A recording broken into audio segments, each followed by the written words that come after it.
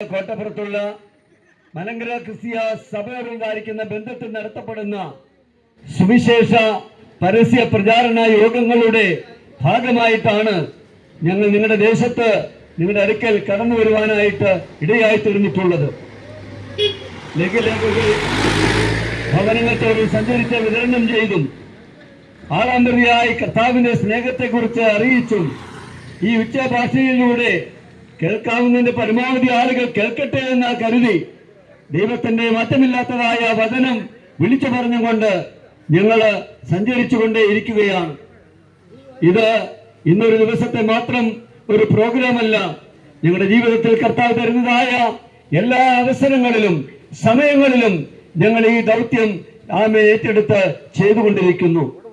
ഞങ്ങളെ രക്ഷിച്ച, ഞങ്ങളെ വീണ്ടെടുത്ത കർത്താവായിരിക്കുന്ന യേശുക്രിസ്തു ഈ ഭൂമിയിൽ തന്നെ ദൗത്യം പൂർത്തീകരിച്ച് കടന്നു പോകുന്നതിന് മുമ്പായിട്ട് ഇപ്രകാരം ഞങ്ങളോട് പറഞ്ഞിട്ടുണ്ട്: നിങ്ങൾ ഭൂലോകത്തിലൊക്കെയും പോയി സകല സൃഷ്ടിയോടും സുവിശേഷം പ്രസംഗിപ്പീൻ.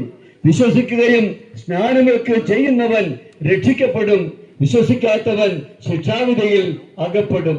ആകയാൽ നിങ്ങൾ പുറപ്പെട്ട് പിതാവിന്റെയും പുത്രന്റെ പരിശുദ്ധാത്മാവിന്റെ നാമത്തിൽ സ്നാനം കഴിപ്പിച്ചും ഞാൻ നിങ്ങളോട് കൽപ്പിച്ചതൊക്കെ പ്രമാണിപ്പാൻ നിൽക്കവണ്ണം ഉപദേശിച്ചുകൊണ്ട് സകല ജാതികളെയും ശിഷ്യരാക്കിക്കൊള്ളുവീൻ എന്ന് വാഴ്ത്തപ്പെട്ട കർത്താവിന്റെ ആജ്ഞ അനുസരിക്കുന്നതിന്റെ ഭാഗമായിട്ടത്രേ ഞങ്ങൾ ഈ ദേശത്ത് കടന്നു വന്നിരിക്കുന്നത്.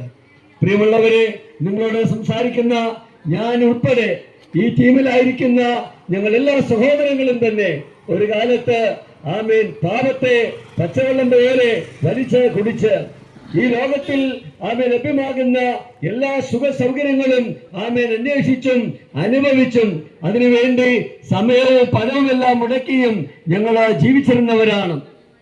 എന്നാൽ ഞങ്ങളുടെ ജീവിതത്തിന്റെ ഒരു പ്രത്യേക കാലഘട്ടത്തിൽ കർത്താവായ യേശുക്രിസ്തുവിന്റെ സ്നേഹം ഞങ്ങൾക്ക് അനുഭവിക്കുവാനായിട്ട് കഴിഞ്ഞു. അത് ഞങ്ങളുടെ ജീവിതത്തിന്റെ വഴിത്തിരിവായി മാറുവാൻ തക്കവണ്ണം ഇടയായി തീർന്നു. നിങ്ങളോട് സംസാരിക്കുന്ന ഈ ഇളയവൻ, എന്റെ പേര് ഇതിനു മുൻപ് ഇവിടെ പറയപ്പെടുകയുണ്ടായി. രാധാകൃഷ്ണൻ എന്നാണ് എന്റെ മാതാപിതാക്കൾ എനിക്ക് ഇട്ടതായിരിക്കുന്ന പേര്. ഞാൻ പാലക്കാട് ജില്ല ദേശക്കാരനാണ്. ശ്രീകൃഷ്ണപുരം എന്ന് പറയുന്ന ഒരു കൊച്ചു ഗ്രാമത്തിലാണ് ഞാൻ ജനിച്ച് വളരുവാനായിട്ട് ഇടയായിട്ട് തീർന്നത്. എന്റെ 17ാമത്തെ വയസ്സ് വരെയും ഞാനായിരുന്ന ആ മതത്തിന്റെ ആചാരാനുഷ്ഠാനങ്ങളെല്ലാം അനുസരിച്ചുകൊണ്ടാണ് ജീവിച്ചു വന്നത്. ഞാൻ കയറിയിറങ്ങാത്തതായ ക്ഷേത്രങ്ങളോ ഞാൻ നടത്താത്തതായിരിക്കുന്ന പുണ്യ പ്രവൃത്തികൾ, തീർത്ഥാടന യാത്രകൾ, അതുപോലെ തന്നെ മറ്റ് നേർച്ചകൾ, കാഴ്ചകൾ എന്നിവയൊക്കെയും ഒരു നല്ല ഭക്തിയുള്ളതായിരിക്കുന്ന ജീവിതം നയിപ്പാനായിട്ട് ഞാൻ ശ്രമിച്ചു വന്ന ഒരു വ്യക്തിയാണ്. മാത്രമല്ല, ഞങ്ങളുടെയൊക്കെ കുടുംബങ്ങളിൽ മരണം സംഭവിച്ചാൽ മരിച്ചു പോകുന്നവർക്ക് വേണ്ടിയിട്ടുള്ള ശേഷക്രിയകൾ നടത്തുവാനായിട്ട് എന്റെ കുടുംബത്തിൽ നിന്നും തിരഞ്ഞെടുക്കപ്പെട്ടതായ ഒരു വ്യക്തിയായിരുന്നു ഞാനും. അപ്രകാരം ചെയ്തിട്ടുണ്ട്. അതിനൊക്കെ പ്രതിഫലമായിട്ട് പണമായിട്ടും തുണിയായിട്ടും ഭക്ഷണമായിട്ടും ഒക്കെ ആ നാളുകളിൽ ലഭിച്ചിട്ടുമുണ്ട്. ദൈവത്തിന് സ്തോത്രം. ഞാൻ നിങ്ങളോട് പറയട്ടെ, പ്രിയമുള്ളവരെ, എൻ്റെ ചെറിയ പ്രായത്തിലെ ജീവിതമെന്ന് പറയുന്നത് അത് ഇത്രയും ദയനീയമായ ഒരു ജീവിതത്തിന്റെ അനുഭവമായിരുന്നു. ഞാൻ വളരെ ചെറിയ ഒരു കുട്ടിയായിരിക്കുമ്പോൾ തന്നെ എല്ലാവിധത്തിലുള്ളതായിരിക്കുന്ന ചീത്ത സ്വഭാവങ്ങൾക്കും അടിമപ്പെടുവാൻ ഇടയായി തീർന്നു. ചെറിയ പ്രായത്തിൽ പോലീസ് കേസ് വരെ എന്റെ പേരുണ്ടാകുവാനായിട്ട് ഇടയായി തീർന്നിട്ടുണ്ട്. എന്റെ വിദ്യാഭ്യാസം തുടർന്ന് മുമ്പോട്ട് കൊണ്ടുപോകുവാൻ പറ്റാത്ത വിധത്തിൽ ചില സാഹചര്യങ്ങൾ ഞാൻ പഠിച്ചതായിരിക്കുന്ന വിദ്യാഭ്യാസ സ്ഥാപനമായിട്ട് എനിക്ക് അനുഭവിക്കേണ്ടതായി വന്നിട്ടുണ്ട്. ഞാൻ 7ാം ക്ലാസ്സിൽ വെച്ച് എന്റെ പഠനം അവസാനിപ്പിച്ചതായ ഒരു വ്യക്തിയാണ്. എന്നാൽ ഇന്ന് നിങ്ങളുടെ മുമ്പിൽ നിൽക്കുമ്പോൾ 44 വർഷങ്ങൾക്ക് അപ്പുറമായി എന്റെ ജീവിതത്തിൽ യേശു കർത്താവിന്റെ സ്നേഹം എനിക്ക് അനുഭവിക്കുവാനായിട്ട് കഴിഞ്ഞു. അതെന്റെ ജീവിതത്തിന് ഒരു വഴിത്തിരിവായി മാറുവാൻ തക്കവണ്ണം കർത്താവ് സഹായിച്ചു. ഞാൻ ഓർക്കുന്നു, ഞാൻ 8ാം ക്ലാസ്സിൽ 7ാം ക്ലാസ്സിൽ പഠിത്തം നിർത്തി എന്ന് പറഞ്ഞല്ലോ. അതിനുശേഷം ഒരു മിഷണറി, ക്രിസ്തീയ മിഷണറി ഞങ്ങളുടെ ഭവനത്തിൽ കടന്നു വരികയും അദ്ദേഹം ഞങ്ങളെ ഉത്സാഹിപ്പിച്ച് അദ്ദേഹത്തിന്റെ ഉത്തരവാദിത്വത്തിൽ സുൽത്താൻ ബത്തേരിയിലുള്ള, വയനാട്ടിൽ സുൽത്താൻ ബത്തേരിയിലുള്ള ഒരു ക്രിസ്തീയ സ്ഥാപനത്തിൽ എന്നെ കൊണ്ടുവന്ന് നിർത്തി അവിടെ നിന്ന് എന്റെ വിദ്യാഭ്യാസം കണ്ടിന്യൂ ചെയ്യുവാനായിട്ട് സർവശക്തനായ ദൈവം ഒരവസരം നൽകുവാനായിട്ട് ഇടയായിട്ട് തീർന്നു. ഞാൻ അങ്ങനെ അവിടെ പഠിച്ചു വരുമ്പോൾ എനിക്ക് ഒരു ക്രിസ്തീയ ശവ അടക്ക് ജീവിതത്തിൽ ആദ്യമായിട്ട് കാണുവാനായിട്ടുള്ള അവസരമുണ്ടായി. അവിടെ ഞാൻ കൂടിക്കൊണ്ടിരുന്ന അവിടെ നിർബന്ധമായിരുന്നു, നിയമങ്ങളൊക്കെ നിർബന്ധമായിരുന്നു. പള്ളിയിലൊക്കെ പോയേ ഒക്കത്തുള്ളൂ. ബൈബിൾ ക്ലാസ്സിൽ സംബന്ധിക്കണം, പ്രാർത്ഥനകളിൽ പങ്കെടുക്കണം. അതൊക്കെ അനുസരിക്കാതെ വന്നാൽ ശിക്ഷാ നടപടികളൊക്കെയും ലഭിക്കുമായിരുന്നു. അതുകൊണ്ട് നിയമത്തെ ശിക്ഷയും പേടിച്ചൊക്കെയാണ് ആ യോഗങ്ങളിൽ പങ്കെടുത്തുകൊണ്ടിരുന്നത്. ഞാൻ വളർന്നുകൊണ്ടിരിക്കുമ്പോൾ എൻ്റെ ഉള്ളിൽ ഉണ്ടായിരുന്നതായ ചിന്ത, ക്രിസ്ത്യാനികൾക്ക് അവരുടേതായിരിക്കുന്ന ദൈവമാണ് യേശു, അവർക്ക് അവരുടേതായിരിക്കുന്ന വിശ്വാസങ്ങളും ആചാരങ്ങളുമുണ്ട്. ഇസ്ലാം മതത്തിനാണെങ്കിൽ അവർക്കും അവരുടേതായിരിക്കുന്ന വിശ്വാസങ്ങളും ആചാരങ്ങളും അനുഷ്ഠാനങ്ങളും എല്ലാം ഉണ്ട്. ഞാനൊരു ഹൈന്ദവ പശ്ചാത്തലത്തിലുള്ളതായിരിക്കുന്ന വ്യക്തിയാണ്. ആമേൻ. അതുകൊണ്ട് ഞങ്ങൾക്കും ആമേൻ 33 ദേവി ദേവന്മാരും അതിലൊക്കെ ഉള്ളതായിരിക്കുന്ന പൂജാവിധികളും എല്ലാം ഉണ്ട്. ഞാൻ എന്റെ സ്ഥലപ്പേര് പറഞ്ഞല്ലോ, ശ്രീകൃഷ്ണപുരം എന്ന്. തീർച്ചയായിട്ടും ചുറ്റോട് ചുറ്റും ക്ഷേത്രങ്ങളായിരുന്നു പ്രിയപ്പെട്ടവരെ എന്റെ ഭവനത്തിൽ ഉണ്ടായിരുന്നത്. അവിടെയെല്ലാം ഉത്സവങ്ങളും മറ്റാഘോഷങ്ങളും നടക്കുമ്പോൾ അവിടുത്തെ എല്ലാം അതിന്റെ മുൻപിലാണ് ഞാൻ എപ്പോഴും കണ്ടുകൊണ്ടിരുന്നത്. പ്രിയമുള്ളവരെ, പല രാത്രികളിലും വീട്ടിൽ കിടക്കുവാൻ വയ്യാത്ത ചില കുരുത്തക്കേടുകളും മറ്റും കാണിച്ചിട്ട് ഞാൻ ക്ഷേത്രത്തിനകത്തൊക്കെയാണ് പോയി രാത്രികാലം ചെലവഴിച്ചു കൊണ്ടിരുന്നത്. അത് എന്റെ കർത്താവിനെ കണ്ടെത്തുന്നതിന് മുമ്പുള്ളതായ എന്റെ ജീവിതത്തിന്റെ ഒരവസ്ഥയായിരുന്നു. എന്റെ അമ്മ പലപ്പോഴും പ്രാർത്ഥിക്കുന്നത് ഞാൻ കേട്ടിട്ടുണ്ട്. എന്തിനാണ് ദൈവമേ ഇങ്ങനെ ഒരു മകനെ എനിക്ക് തന്നത്? ഇവനെ അങ്ങ് എടുത്തുകൊള്ളാമെങ്കിൽ ഞാൻ ഇന്ന രീതിയിൽ നേർച്ച തന്നേക്കാം, കാഴ്ച സമർപ്പിക്കാമെന്ന് അമ്മ പ്രാർത്ഥിക്കുന്നത് കേട്ടിട്ടുണ്ട്. പ്രിയപ്പെട്ടവരെ, എന്നാൽ സ്വർഗത്തിലെ ദൈവം കർത്താവായിരിക്കുന്ന യേശു ക്രിസ്തുവിനെ എന്റെ ജീവിതത്തിലേക്ക് അനുഭവിക്കാൻ കഴിഞ്ഞപ്പോൾ എന്റെ ജീവിതമാകെ രൂപാന്തരപ്പെടുവാനായിട്ട് ഇടയായിട്ട് തീർന്നു. അങ്ങനെ ഞാൻ ഹോസ്റ്റൽ ജീവിതമായി മുമ്പോട്ട് പോകുന്ന അവസരത്തിൽ ഈ ശവസംസ്കാരത്തിൽ പങ്കെടുക്കാൻ ഒരു അവസരമുണ്ടായത്. ഞാൻ ഹൈന്ദവ ശവടക്കുകൾ നടത്തിയിട്ടുണ്ട്, അത് കണ്ടിട്ടുണ്ട്, ഇസ്ലാം സംസ്കാരങ്ങൾ കണ്ടിട്ടുണ്ട്. ആദ്യമായി എന്റെ ജീവിതത്തിൽ ഒരു ക്രിസ്തീയ ശവസംസ്കാരം ഞാൻ അറ്റൻഡ് ചെയ്യുവാനായിട്ടിടയായി. അതെന്റെ ജീവിതത്തെ മുമ്പിൽ എനിക്ക് അതൊരു വെല്ലുവിളിയായിട്ട് ഞാൻ മാറുവാൻ കൊണ്ടയായി തീർന്നു. മറ്റൊന്നുമല്ല, പ്രിയപ്പെട്ടവരെ, ഒരു സാധാരണ ഒരു പാവപ്പെട്ട മനുഷ്യനായിരുന്നു. എന്നാൽ അദ്ദേഹത്തിന്റെ ഭൗതിക ദേഹം ഒരു വെള്ള തുണിയില് പൊതിഞ്ഞ് ഒരു ശവപ്പെട്ടിയിൽ വെച്ച് പ്രിയപ്പെട്ടവരെ ആ സംസ്കാര ശുശ്രൂഷ നടക്കുമ്പോൾ ഞാൻ അതിന്റെ ആദ്യോടന്തം ശ്രദ്ധിച്ചു കൊണ്ടിരുന്നു. അവിടെ പാടിയ പാട്ടുകൾ, അവിടെ വായിച്ച വചനങ്ങൾ, അവിടെ കേൾക്കുവാനിടയായി തീർന്ന പ്രസംഗങ്ങൾ, അന്തിമമായ അവിടെ ചെയ്തതായിരിക്കുന്ന ശുശ്രൂഷകൾ ഞാൻ മനസ്സിലാക്കിയ കാര്യമുണ്ട്. യേശു ക്രിസ്തുവിന്റെ രണ്ടാം വരവെങ്കിൽ ഈ ഭക്തനായ മനുഷ്യൻ ഉയർത്തെഴുന്നേറ്റ് വരുമെന്ന് പറഞ്ഞുകൊണ്ടാണ് ശ്വാസപ്പ് കൊണ്ട് മുഖം മൂടി ആ മൃതദേഹം ആ കുടിയിലേക്ക് ഇറക്കി വയ്ക്കുവാനായിട്ട് ഇടയായിട്ട് തീർന്നത്. ഞാൻ പ്രിയപ്പെട്ടവരെ, വാസ്തവത്തിൽ മരണത്തെക്കുറിച്ചും മരണാനന്തര ജീവിതത്തെക്കുറിച്ചുമെല്ലാം ചിന്തിക്കുവാനിടയായി തീർന്ന ഒരവസരമായി അത് മാറുവാൻ തക്കവണ്ണം തീർന്നു. എന്നാൽ ദൈവത്തിന്റെ അളവറ്റ കരുണയാൽ, ദൈവത്തിന്റെ കൃപയാൽ 1980 മാർച്ച് മാസം 16-ാം തീയതി എനിക്ക് എന്റെ ഹൃദയത്തെ യേശു കർത്താവിനായിട്ട് തുറന്നു കൊടുക്കുവാൻ തക്കവണ്ണം കർത്താവ് കൃപ ചെയ്തു. അങ്ങനെയാണ് ഞാൻ യേശുവിന്റെ മകനായി ദൈവത്തിന്റെ പൈതലായി മാറുവാൻ തക്കവണ്ണം ഇടയായി തീർന്നത് എന്ന് ഇന്നേക്ക് 44 കൊല്ലം മുൻപ് നടന്നതായ ഒരു സംഭവം ഞാൻ ചുരുക്കം വാക്കുകളിൽ വിവരിച്ചുവെന്ന് മാത്രമേ ഉള്ളൂ. പ്രിയമുള്ളവരെ, ഈ നാളുകളിൽ നാം പരമാർത്ഥമായി അറിയേണ്ടതായ ഒരു സത്യമുണ്ട്. യേശു കർത്താവ് ഈ ഭൂമിയിലായിരുന്നപ്പോൾ യോഹന്നാന്റെ സുവിശേഷം 14-ാം അധ്യായം അതിന്റെ 6-ാമത്തെ വാക്യത്തിൽ ഇപ്രകാരം വിളിച്ചു പറയുവാനായിട്ട് ഇടയായി: ഞാൻ തന്നെ വഴിയിൽ സത്യം ജീവനുമാകുന്നു, ഞാൻ മുഖാന്തരമല്ലാതെ ആരും പിതാവിന്റെ അടുക്കൽ എത്തുന്നില്ല. ചിന്തിക്കുന്ന ഏതൊരു വ്യക്തിക്കും അറിയാം, ഇപ്രകാരം പറഞ്ഞിട്ടുള്ള ഒരേ ഒരു വ്യക്തി കർത്താവായിരിക്കുന്ന യേശു ക്രിസ്തു മാത്രമാണ്. നമ്മുടെ ഈ ഹൈന്ദവ സംസ്കാരത്തിൽ നമുക്ക് ഋഷിവര്യന്മാരെയൊക്കെ പരിചയമുണ്ടല്ലോ, ഋഷിവര്യന്മാരൊക്കെ പരിചയമുണ്ടല്ലോ.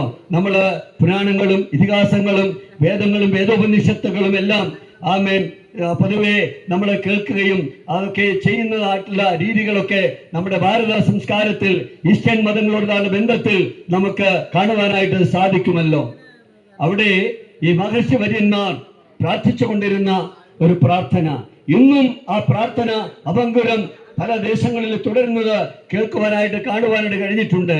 എന്നാൽ ആ പ്രാർത്ഥനയ്ക്കുള്ള ഒരു മറുപടി ആയിട്ടാണ് യേശു കർത്താവ് ഈ യോഹന്നാന്റെ സുവിശേഷം 14-ാം അധ്യായത്തിൽ 6-ാം വാക്യത്തിലെ പ്രസ്താവന നടത്തുവാനായിട്ടിടയായത്. എന്തായിരുന്നു ആ പ്രാർത്ഥന? ആ പ്രാർത്ഥന ഇപ്രകാരമാണ്: തമസോമ ജ്യോതിർഗമയ, അസത്തോമ സദ്ഗമയ, മൃത്യോമ അമൃതംഗമയ. എന്താണ് ഈ സംസ്കൃത ശ്ലോകത്തിന്റെ അർത്ഥമെന്നാ പറയുന്നത്? തമസോമ ജ്യോതിർഗമയ എന്ന് പറഞ്ഞാൽ ഞങ്ങളെ ഇരുട്ടിൽ നിന്ന് വെളിച്ചത്തിലേക്ക് നയിക്കണമേ എന്നാണ് ആ പ്രാർത്ഥനയുടെ അർത്ഥം. അസത്തോമ സദ്ഗമയ എന്ന് പറഞ്ഞാലോ, അസത്യത്തിൽ നിന്ന് സത്യത്തിലേക്ക് ഞങ്ങളെ വഴി നടത്തണമേ. എന്താണ് മൃത്യോമാമൃതംഗമയ? മൃത്യോമാമൃതംഗമയ എന്ന് പറഞ്ഞാൽ മരണത്തിൽ നിന്ന് അമൃതന്റെ അവസ്ഥയിലേക്ക്, ജീവന്റെ അവസ്ഥയിലേക്ക് ഞങ്ങളെ നയിക്കണമേ എന്നാണ് ആ പ്രാർത്ഥനയുടെ ധാരിക്കുന്ന അർത്ഥം. എന്നാൽ പ്രിയമുള്ളവരെ, ഈ പ്രാർത്ഥന പ്രാർത്ഥിക്കാനല്ലാതെ ഈ പ്രാർത്ഥനയ്ക്ക് ഒരു ഉത്തരം നൽകുവാൻ ഇന്നുവരെയും ഈ ലോകത്ത് ജീവിച്ചിട്ടുള്ള ഒരവതാരങ്ങൾക്കും കഴിഞ്ഞിട്ടില്ല. ലോകത്തുള്ളതായിരിക്കുന്ന ഒരു ഈശങ്ങൾക്കും സാധിച്ചിട്ടില്ല. പ്രിയപ്പെട്ടവരെ, ഇന്നും ഈ പ്രാർത്ഥന ഇതുപോലെ തന്നെ തുറന്നുകൊണ്ടിരിക്കുന്നത് നമുക്ക് കേൾക്കുവാനായിട്ട് കഴിയും. എന്നാൽ നമ്മുടെ വാഴ്ത്തപ്പെട്ട കർത്താവായിരിക്കുന്ന യേശു ക്രിസ്തു ഇപ്രകാരം പ്രഖ്യാപിച്ചു: ഞാൻ തന്നെ വഴി, ഹല്ലേലൂയ, ഞാൻ തന്നെയാണ് സത്യം, ഞാൻ തന്നെയാണ് ജീവൻ. എന്നിലൂടെ മാത്രമേ നിങ്ങൾക്ക് നിത്യജീവൻ പ്രാപിക്കുവാനായിട്ട് കഴിയുകയുള്ളൂ എന്ന് വാഴ്ത്തപ്പെട്ട കർത്താവ് പ്രസ്താവിപ്പാനായിട്ട് ഇടയായത് നമുക്ക് ഓർക്കാം. ഹല്ലേലൂയ. അതുകൊണ്ട് പ്രിയമുള്ളവരെ, നിങ്ങൾ ഇരുട്ടിലായിരിക്കുന്നതായ ഒരു വ്യക്തിയാണോ? യേശു കർത്താവ് പറയുന്നു: ഞാൻ ലോകത്തിന്റെ വെളിച്ചമാകുന്നു, എന്നെ അനുഗമിക്കുന്നവൻ ഇരുളിൽ നടക്കാതെ ജീവന്റെ വെളിച്ചമുള്ളവനായി തീരുമെന്ന് കർത്താവ് അരുളി ചെയ്യുവാനായിട്ട് ഇടയായി തീർന്നു. ദൈവത്തിന് സ്തോത്രം. പത്രോസ് ശ്ലീഹ എന്ന് നാം വിളിക്കുന്ന പാത്രിയാർക്കീസ് ബാവ, ഒന്നാമത്തെ പാത്രിയാർക്കീസ് ബാവയായി നാം കരുതി പോരുന്ന അതേ ഒന്നാമത്തെ മാർപ്പാപ്പയായിട്ട് കത്തോലിക്ക സഭ പഠിപ്പിക്കുന്ന പത്രോസ് ശ്ലീഹയുണ്ടല്ലോ, അദ്ദേഹം 1 പത്രോസിന്റെ ലേഖനം 2-ാം അധ്യായം 9-ാമത്തെ വാക്യത്തിൽ ഇപ്രകാരം വിളിച്ചു പറയുവാനിടയായി: പ്രിയപ്പെട്ടവരെ, അന്ധകാരത്തിൽ നിന്ന് തന്റെ അത്ഭുത പ്രകാശത്തിലേക്ക് നമ്മെ വിളിച്ചിരിക്കുന്നുവെന്ന്. ഹല്ലേലൂയ. ഇരുട്ടിൽ നിന്ന് പ്രിയമുള്ളവരെ വെളിച്ചത്തിലേക്ക് നമ്മെ നയിക്കുവാൻ കഴിയുന്ന ഒരേ ഒരു വ്യക്തി കർത്താവായിരിക്കുന്ന യേശു ക്രിസ്തു മാത്രമാകുന്നുവെന്ന് ഞാൻ നിങ്ങളെ ഓർമ്മപ്പെടുത്തുവാനായിട്ട് താല്പര്യപ്പെടുന്നു. അതുപോലെ തന്നെ ഞാനാണ് സത്യം എന്ന് യേശു കർത്താവ് അരുളി ചെയ്യുവാനായി തീർന്നു. ഇവിടെ പ്രിയമുള്ളവരെ, നാം കേൾക്കുന്നതെല്ലാം ഭോഷ്കുകളാണ്, അസത്യങ്ങളാണ്. എനിക്ക് മുമ്പ് സംസാരിച്ച ദേവദാസൻ പറഞ്ഞതുപോലെ ഓരോ ഇസങ്ങൾക്കും, ഓരോ രാഷ്ട്രീയ പാർട്ടികൾക്കും, ഓരോ മതത്തിനും പ്രിയമുള്ളവരെ, ഒരു സംസ്കാരത്തിനും നമ്മെ പാപത്തിൽ നിന്ന് ഉദ്ധരിക്കുവാനായിട്ട് കഴിയുകയില്ല. നാം അറിയേണ്ടതായ പരമപ്രധാനമായ 3-4 കൂട്ടം കാര്യങ്ങൾ വേഗത്തിൽ പറഞ്ഞ് ഞാൻ എൻ്റെ വാക്കുകൾക്ക് വിരാമിടുവാനായിട്ട് താല്പര്യപ്പെടുകയാണ് ചെയ്യുന്നത്. ഒന്നാമത്തെ കാര്യം, ദൈവം നമ്മെ സ്നേഹിക്കുന്നു എന്നുള്ളതാണ് ഒന്നാമതായി ഞാൻ നിങ്ങളുടെ ചെവിയിൽ കടത്തുവാനായിട്ട് താല്പര്യപ്പെടുന്ന ഒന്നാമത്തെ വിഷയമെന്നാണ് പറയുന്നത്. എല്ലാവരും പറയാറുണ്ട് ദൈവം സ്നേഹമാകുന്നു. എന്നാൽ എന്തുകൊണ്ടാണ് നമുക്ക് ഈ ദൈവസ്നേഹം അറിയുവാനോ അനുഭവിക്കുവാനോ കഴിയാതിരിക്കുന്നത്? ഞങ്ങളുടെ ജീവിതത്തിന്റെ ഒക്കെ കാര്യമെന്ന് പറഞ്ഞാൽ ഞങ്ങൾ നിങ്ങളെപ്പോലെ തന്നെ പല പ്രശ്നങ്ങളും, പല ഭാരങ്ങളും, കുടുംബ പ്രാരാബ്ധങ്ങളും, പല ബന്ധപ്പാടുകളും ഉള്ളവർ തന്നെയാണ്. എന്നാൽ എന്തുകൊണ്ടാണ് ഞങ്ങൾക്ക് അത് നിങ്ങളെ ആത്മഹത്യയിലേക്ക് ഞങ്ങളെ കൊണ്ടുപോകാത്തത്? എന്തുകൊണ്ടാണ് സന്തോഷത്തോടുകൂടെ ഇങ്ങനെയുള്ളതായ പ്രതിസന്ധികളെ ഞങ്ങൾക്ക് നേരിടുവാനായിട്ട് സാധിക്കുന്നത് ചോദിച്ചാൽ അതിനുത്തരം ഒന്നേ ഉള്ളൂ. പ്രിയമുള്ളവരെ, ഈ ദൈവസ്നേഹം അറിയുവാൻ, അനുഭവിക്കുവാൻ ഞങ്ങൾക്ക് കഴിഞ്ഞു, സാധ്യമായി എന്നുള്ളതാണ്. ഒരുപാട് വചനങ്ങൾ ഈ വിഷയത്തുള്ള ബന്ധത്തിൽ തിരുവഴുത്തിൽ നമുക്ക് കാണുവാൻ കഴിയും. എല്ലാവരും അറിയുന്ന മനോഹരമായ ഒരു വാക്യമാണ് യോഹന്നാൻ 3:16. അവിടെ നമ്മൾ വായിക്കുന്നു: തന്റെ ഏകജാതനായ പുത്രൻ കർത്താവായ ക്രിസ്തുവിനെ അയച്ചുകൊണ്ടാണ് ദൈവം മാനവജാതിയോടുള്ളതായിരിക്കുന്ന ആ സ്നേഹത്തെ പ്രദർശിപ്പിച്ചിരിക്കുന്നത്. അവിടെ ഇപ്രകാരം വായിക്കുന്നു: ആരും നശിച്ചു പോകാതെ നിത്യജീവൻ പ്രാപിക്കേണ്ടതിന് ദൈവം യേശുവിനെ നൽകുവാൻ തക്കവണ്ണം അത്രമാത്രം ലോകത്തെ സ്നേഹിച്ചു എന്ന് നമുക്ക് ആ വചനത്തിൽ വായിക്കുവാനായിട്ട് കഴിയുന്നു. പ്രിയപ്പെട്ടവരെ, ഹല്ലേലൂയ, ദൈവത്തിന് സ്തോത്രം. പ്രിയപ്പെട്ടവർ, ഞാനൊരു കാര്യം പറയട്ടെ. പാസ്റ്റർ എനിക്ക് സംസാരിക്കുമ്പോൾ പറഞ്ഞൊരു കാര്യമാണ്, ഞാനത് ആവർത്തിച്ചു പറയുന്നത്. പ്രിയപ്പെട്ടവരെ, ഹല്ലേലൂയ, ദൈവത്തിന് സ്തോത്രം. നമ്മള് പ്രിയപ്പെട്ടവരെ, ഇങ്ങനെ പാപമാണ് മനുഷ്യന്റെ അടിസ്ഥാന പ്രശ്നമെന്ന് എല്ലാവരും തന്നെ പറയുന്നുണ്ട്. എന്നാൽ പാപത്തിനുള്ളതായിരിക്കുന്ന പരിഹാരം എന്താണ്? ഈ ലോകത്തിലെ ഏതെങ്കിലും മതങ്ങൾക്ക് ഒരു പരിഹാരം ഇതിന് നിർദ്ദേശിക്കുവാനായിട്ട് സാധിക്കുന്നുണ്ടോ? ഇന്ന് നമ്മെ ഭരിക്കുന്ന ഭരണകർത്താക്കൾക്ക് ഏതെങ്കിലും പരിഹാരം നിർദ്ദേശിക്കുവാനായിട്ട് സാധിക്കുന്നുണ്ടോ? ഇല്ലവേ ഇല്ല. താനദാസൻ പറഞ്ഞു, ആമേൻ, ആലേല് പാപം എന്ന വകുപ്പ് കൈകാര്യം ചെയ്യുവാൻ ഒരു ഭരണാധികാരിക്കും ഇന്നുവരെയും കഴിഞ്ഞിട്ടില്ല, കഴിയത്തുമില്ല. കാരണം അവർ തന്നെ പാപത്തിനടിമകളായിരിക്കെ എങ്ങനെയാണ് പാപത്തിലെ സ്വാതന്ത്ര്യത്തെ കുറിച്ച് അവർക്ക് പറയുവാൻ കഴിയുന്നത്? കുറെ ആമേൻ ഈ മാർഗം നല്ലതാണ്, ആ മാർഗം നല്ലതാണ് എന്ന് ചൂണ്ടിക്കാണിക്കാമെന്നല്ലാതെ പ്രിയപ്പെട്ടവരെ, ആർക്കും യഥാർത്ഥമായ പാപത്തിൽ നിന്ന് വിടുതൽ നൽകുന്ന മാർഗത്തെക്കുറിച്ച് ആമേൻ ഒന്നുകിൽ അവർക്കറിയാൻ പാടില്ല, അല്ലെങ്കിൽ അറിഞ്ഞിട്ടും അറിയാത്തതുപോലെ അവർ ജീവിക്കുന്നു. പ്രിയപ്പെട്ടവരെ, അതേ മഹാവിഷ്ണുവിന്റെ അവതാരങ്ങളെ കുറിച്ചൊക്കെ നമ്മൾ വായിക്കുന്നുണ്ട്, പഠിക്കുന്നുണ്ട്. ദൈവത്തിന് സ്തോത്രം. ദശാവതാരം എടുത്ത കാര്യം ഒക്കെ എഴുതിയിട്ടുണ്ട്. എന്താണ് ഇവിടെ എഴുതിയിരിക്കുന്നത്? പ്രിയപ്പെട്ടവരെ, ആമേൻ, ലോകത്തിൽ ദുഷ്ടത വർദ്ധിക്കുമ്പോൾ ദുഷ്ടനെ നിഗ്രഹിക്കുവാനും ശിഷ്ടനെ അഥവാ നല്ലവനെ രക്ഷിപ്പാനുമായിട്ടാണ് ഞാൻ കാലാകാലങ്ങളിൽ അവതാരം ചെയ്യുന്നത്. എന്നാൽ എല്ലാവരും പാപം ചെയ്ത് ദൈവദേശമില്ലാത്തവരായി തീർന്നുവെന്ന് വിശുദ്ധ ബൈബിൾ പറയുമ്പോൾ പ്രിയപ്പെട്ടവരെ, ഇവിടെ നിഗ്രഹിക്കാനാണെങ്കിൽ ദുഷ്ടന്മാരെ മാത്രമേ നമുക്ക് കാണുവാൻ കഴിയുകയുള്ളൂ. ആരാണ് ദുഷ്ടൻ? വ്യഭിചാരം ചെയ്യുന്നവനാണോ? മദ്യപാനിയാണോ? മറ്റേതെങ്കിലും വൃത്തികെട്ടതായിരിക്കുന്ന ജീവിതം നയിക്കുന്നവനാണോ? വേദപുസ്തകം ദുഷ്ടൻ എന്ന് വിളിച്ചിരിക്കുന്നത് ആരെയാണെന്ന് ചോദിച്ചാൽ ദൈവവചനത്തെ പുറകിലെറിഞ്ഞു കളഞ്ഞ്, ദൈവത്തെ പുറകിലെറിഞ്ഞു കളഞ്ഞ് പ്രിയപ്പെട്ടവരെ ഹല്ലേലൂയ തള്ളിക്കളയുന്ന വ്യക്തിയെയാണ് വേദപുസ്തകം ദുഷ്ടൻ എന്ന് വിളിച്ചിരിക്കുന്നതെന്ന് നമുക്ക് മനസ്സിലാക്കുവാനായിട്ട് കഴിയും. എന്നാൽ ഒരു ദുഷ്ടന്റെ പോലും മരണത്തിൽ ദൈവത്തിന് പ്രസാദമില്ല എന്ന് നമുക്ക് കാണുവാനായിട്ട് കഴിയും. മനുഷ്യൻ പാപം ചെയ്ത്, ലംഘനം ചെയ്ത് ദൈവത്തിന്റെ തേജസ് നഷ്ടപ്പെടുത്തിയ ആദ്യ കാലത്തിൽ തന്നെ നാം ഉൽപ്പത്തി പുസ്തകമൊക്കെ പഠിക്കുമ്പോൾ നമുക്കിത് കാണുവാൻ കഴിയും. സ്ത്രീയുടെ സന്തതിയായി ഒരു രക്ഷിതാവിനെ ദൈവം മനുഷ്യരാശിക്കായിട്ട് വാഗ്ദത്തം ചെയ്യുവാനിടയായി. ഹല്ലേലൂയ. നമ്മള് യേശുക്രിസ്തു ജനിച്ചതിന്റെ സന്തോഷത്തിൽ ക്രിസ്തുമസ് കൊണ്ടാടുന്നവരാണ്. അതുപോലെ തന്നെ യേശുക്രിസ്തുവിന്റെ ക്രൂശുമരണം ദുഃഖവെള്ളിയാഴ്ചയായിട്ടും ഈസ്റ്ററുമൊക്കെ ആഘോഷിക്കുന്ന പതിവ് ക്രൈസ്തവ സമൂഹങ്ങളിൽ നമുക്ക് കാണുവാനായിട്ട് കഴിയുമല്ലോ. എന്തിനാ പ്രിയപ്പെട്ടവരെ യേശു ജനിച്ചത്?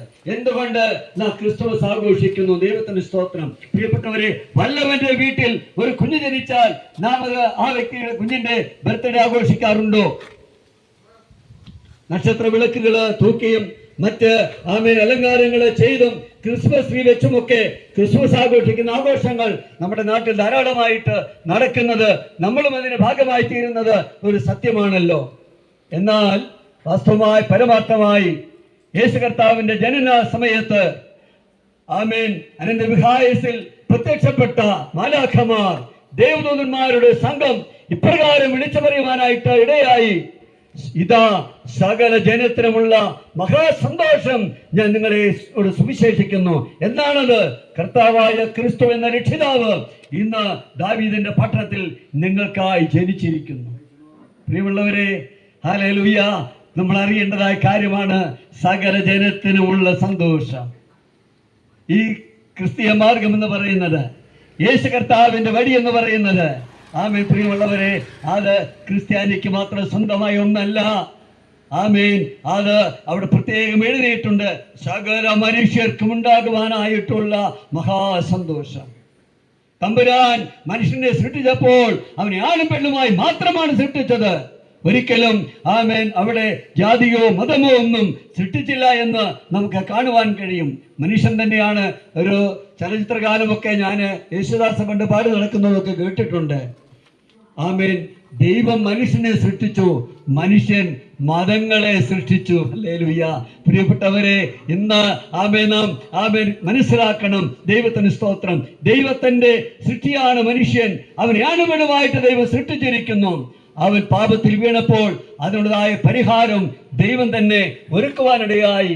ആ ദൈവത്തിന്റെ വഴിയാണ്, ആ ദൈവത്തിന്റെ രക്ഷാകരമായ പദ്ധതിയാണ് ഇന്ത്യക്ക് 2000 വർഷങ്ങൾക്ക് മുമ്പ് പലസ്തീനിൽ ബേത്ലഹേമിൽ യേശു കർത്താവ് ജനിച്ചതെന്ന് പ്രിയമുള്ളവരെ നാം മനസ്സിലാക്കണം. ഹല്ലേലൂയ. അവന്റെ ജന്മം ഒരു സാധാരണ ജന്മമായിരുന്നില്ല. അത് കന്യകാ ജനനമെന്ന് നമുക്കൊക്കെ അറിയുവാനായിട്ട് കഴിയുന്നുണ്ടല്ലോ. ദൈവത്തിന് സ്തോത്രം. ഞാൻ വാക്കുകൾ വേഗത്തിൽ അവസാനിപ്പിക്കാം. പ്രിയമുള്ളവരെ, അവിടെ എഴുതിയിരിക്കുന്നത് സകല ജനത്തിനും ഉണ്ടാകുവാനായിട്ടുള്ള മഹാസന്തോഷമാണ് യേശു ക്രിസ്തു എന്ന രക്ഷകൻ ജനിച്ചിരിക്കുന്നു എന്നുള്ളത്. നാം എത്ര പേര് അംഗീകരിപ്പാൻ തയ്യാറാകും? തുടർന്ന് നമുക്കറിയാം, 33.5 വയസ്സിലാണ് കർത്താവ് ക്രൂശിൽ പാപപരിഹാരത്തിനായിട്ട് മരിക്കുന്നത്. എന്നാൽ ഈ യേശു കർത്താവ് സ്നാനം സ്വീകരിക്കുവാനായിട്ട് യോർദാനിലേക്ക് കടന്നു വരുമ്പോൾ അവിടെ ഇതാ നിന്നുകൊണ്ട് സ്നാപകയോഹന്നാൻ ഇപ്രകാരം വിളിച്ചു പറഞ്ഞു. യേശുവിനെ ചൂണ്ടിക്കൊണ്ട് യോഹന്നാൻ 29 നാം അത് വായിക്കുന്നു. അവിടെ ഇപ്രകാരമാണ് എഴുതിയിരിക്കുന്നത്: ഇതാ ലോകത്തിന്റെ പാപത്തെ ചുമക്കുന്ന ദൈവത്തിന്റെ കുഞ്ഞാട്. പ്രിയപ്പെട്ടവരെ, കേൾക്കണമേ. ഇതാ ലോകത്തിന്റെ പാപത്തെ ചുമക്കുന്ന ദൈവത്തിന്റെ കുഞ്ഞാട്. ഹല്ലേലൂയ. ദൈവത്തിന് സ്തോത്രം. പ്രിയപ്പെട്ടവരെ, ഞങ്ങൾ യേശുക്രിസ്തു മാത്രമാണ് രക്ഷകൻ, യേശുക്രിസ്തു മാത്രമാണ് സത്യം, യേശുക്രിസ്തു മാത്രമാണ് ജീവൻ എന്ന് ഞങ്ങൾ വിളിച്ചു പറയുമ്പോൾ പലർക്കും അത് ഉൾക്കൊള്ളുവാനായിട്ട് വലിയ ബുദ്ധിമുട്ടാണ്. ദൈവത്തിന് സ്തോത്രം. പക്ഷേ അതാണ് സത്യം. എന്താണ് ഒന്നാമത്തെ മാർപ്പാപ്പ വിളിച്ചു പറഞ്ഞത്? എന്താണ് ഒന്നാമത്തെ പാത്രിയാർക്കീസ് ബാവ പറഞ്ഞത്? നാം അപ്പോസ്തലപ്രവൃത്തി 4:12 ഇപ്രകാരം വായിക്കുന്നു: മറ്റൊരുത്തനിലും രക്ഷയില്ല. നാം രക്ഷിക്കപ്പെടുവാൻ ആകാശത്തിന്റെ കീഴിൽ മനുഷ്യരുടെ ഇടയിൽ നൽകപ്പെട്ട വേറെ ഒരു നാമവുമില്ല. യേശുക്രിസ്തു മാത്രമാണ് ആ നാമം. ഞങ്ങൾക്കത് പറയുവാനായിട്ട് യാതൊരു ലജ്ജയുമില്ല. ഈ സത്യം തിരിച്ചറിഞ്ഞപ്പോൾ ശൗൽ എന്ന പേരിൽ ദൈവസഭയുടെ ശത്രുവായിരുന്ന വ്യക്തി കർത്താവുമായിട്ടുള്ള ഒരു എൻകൗണ്ടറിലൂടെ ദൈവത്തെ അറിയുവാനായിട്ടിടയായി. പിന്നെ തൻ്റെ ജീവിതത്തിന്റെ സുഖസൗകര്യങ്ങളെല്ലാം ഉപേക്ഷിച്ചുകൊണ്ട് വലിയ കപ്പൽ മുതലാളിയും ഉന്നത വിദ്യാഭ്യാസം ഉണ്ടായിരുന്ന വ്യക്തിയും സംഘത്തിലെ അംഗവും ഒക്കെയായിരുന്ന ന്യായപ്രമാണം അരച്ചകലയ്ക്ക് കുടിച്ച് ജീവിച്ചിരുന്ന നല്ലൊരു യഹൂദനായിരുന്ന നല്ലൊരു പരീശനായിരുന്ന ഭക്തനായിരുന്ന പൗലോസ് എന്ത് ചെയ്തെന്നറിയാമോ? തനിക്ക് ലാഭമായിരുന്നതിനെ എല്ലാം നഷ്ടപ്പെടുത്തിക്കൊണ്ട് ഛേദമെന്നെക്കൊണ്ട് തന്റെ ജീവിതം യേശുവിനായി സമർപ്പിക്കുവാനായിട്ടിടേ. ഹല്ലേലൂയ. ഒരുപാട് താടനങ്ങളും പീഡനങ്ങളും കഷ്ടതകളും ഉപദ്രവങ്ങളും ഒക്കെ സഹിച്ചുകൊണ്ട് സുവിശേഷത്തിന്റെ വക്താവായി മാറുകയും ചുറ്റുപാടുമുള്ള ഏഷ്യ മൈനർ എന്നില്ല ആഫ്രിക്കൻ ഭൂഖണ്ഡത്തിലേക്ക്, യൂറോപ്യൻ വൻകരകളിലേക്ക് കർത്താവിന്റെ സുവിശേഷമായി കടന്നു പോകുവാനിടയായി. യെരുശലേം മുതൽ ഇല്ലൂര്യ ദേശം വരെ